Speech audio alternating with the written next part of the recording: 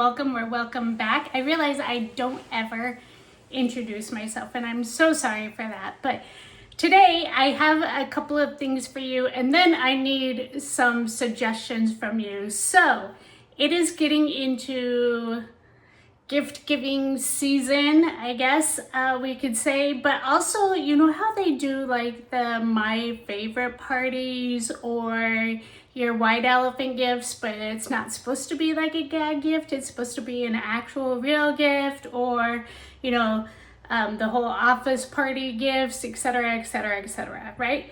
So I have an event coming up where they are doing a market and you're supposed to make 6 of the same thing or similar thing, and then you get to buy 6 things. They're giving you like fake money at the beginning and everything, and so basically you bring 6 things, you get to swap out 6 things. So it's kind of like the my favorites where you usually do like 5 of something or 10 of something or what have you. But also this is a really good idea. It really started getting me thinking about like market ideas and things that you can bulk make but that are a little more reasonable in price.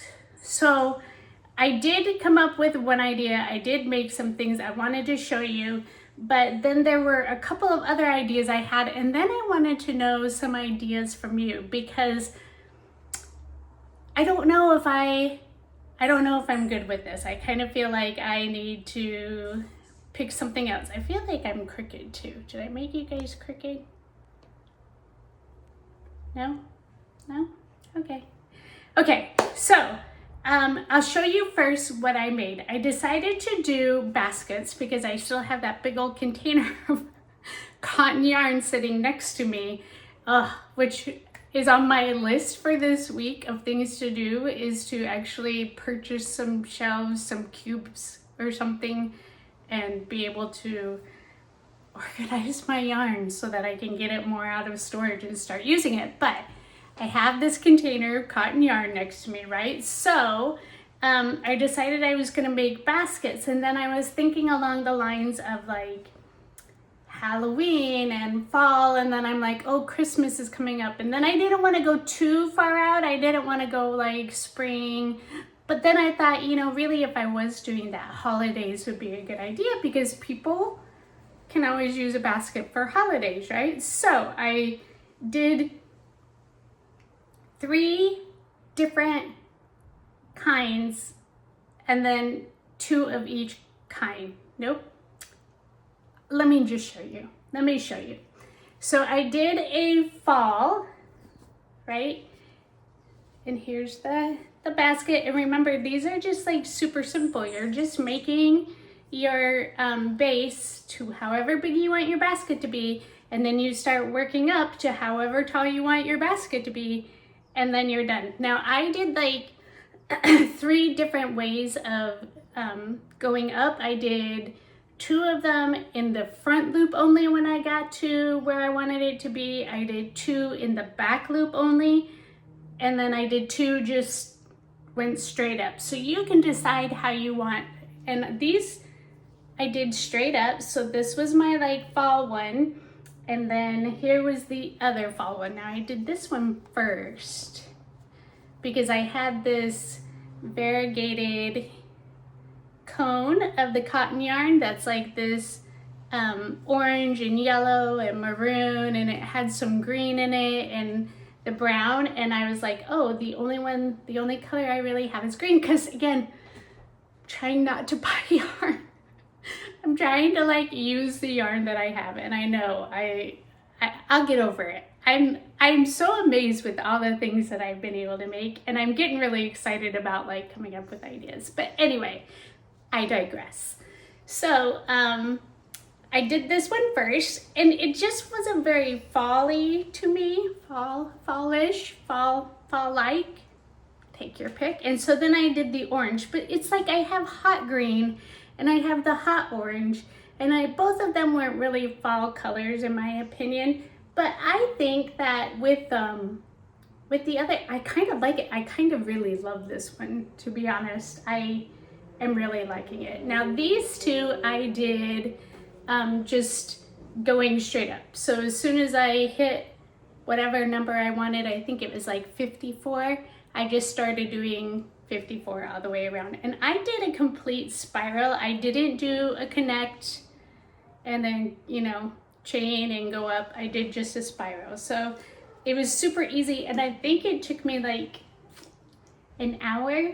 Now remember, you're doing 3 strands of yarn, and so I believe I used an 9mm hook. I believe it's a 9mm hook. And so, you know, it kind of does wear on your hand, but really these 3 with the cotton yarn was not bad for me. When I did the 3 strands of the acrylic yarn when I was making my rug, that one really did like take a toll on my hand. And to be honest, wasn't it the other rug that I did 3 strands? And it hurt my hand, I had to take some breaks. I don't know. The baskets didn't bother me. So here's these first 2, the 2 that were for fall. And then I did do 2 for Halloween. Now this was the very first basket I made, and I was trying to go more for the scrappy, right? So I did 1 strand of solid color and 1 strand of variegated all the way through. I think I was trying, anyway, it doesn't really matter. But this was the first one that I did. And so I just put like that band in the middle. And all I did was switch out, I did the dark purple instead of orange. I know I did like an orange and a white, and then the green and the blue and the purple and the orange and everything like that. So it was like, it was this stuff up here. And so, you know, that was cute. And I kind of liked it, but then I was like, you know, I have enough yarn that I don't really have to do like scrappy, and I can do this just straightforward, right? So this one I did in the front loop only when I got to that point. And here is the other one that I chose for Halloween, which again, I think this is my favorite, which is, I think this is the last basket that I made because I was not feeling it for like whatever I had for Halloween. It just wasn't coming together for me. So those are the 2 for Halloween. And then I did 2 for Christmas. And these are pretty close to the same.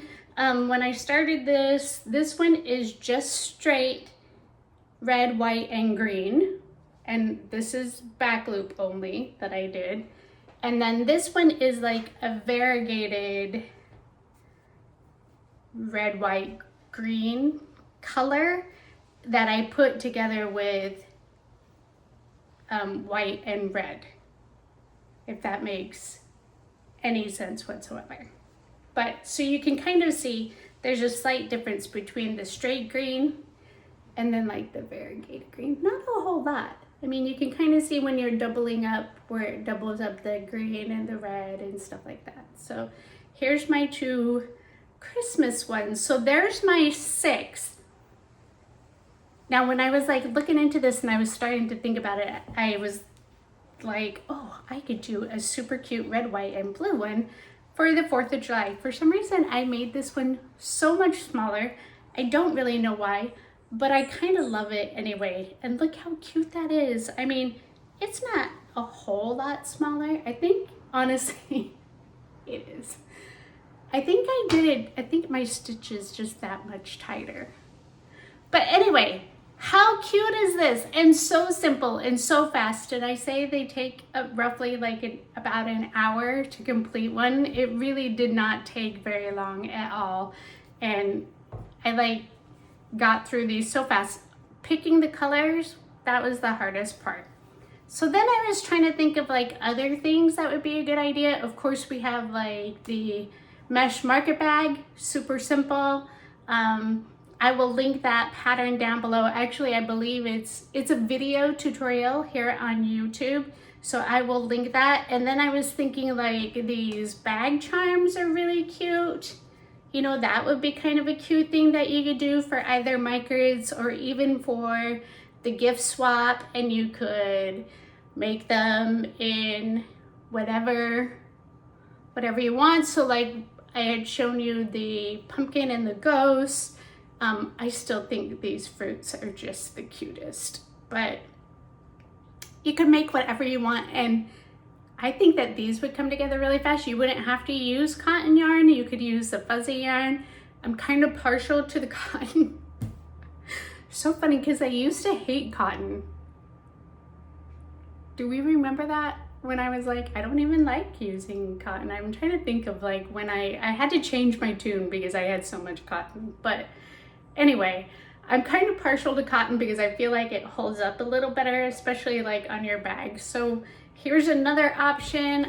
Of course, you could always do like the bucket hats. And right now we have the cold weather bucket hats. So I don't know if you saw my note in my last video, but I did do 1 row less. So it's not a whole lot smaller, but enough that it made a difference for my head. So the one less row fits my head perfect. And then if you want to do a child size, do 1 row less than that. So 2 rows less. And then when you get down here, and this is like way more information than I thought I was gonna do, but when you get down here, you do a row of an increase and then you do a row of that many stitches. So you would just do 1 less increase and that amount of rows on your child size hat.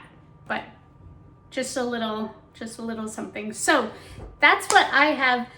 What ideas do you have that you think would be either good for markets or a gift swap? Or what else were you calling it?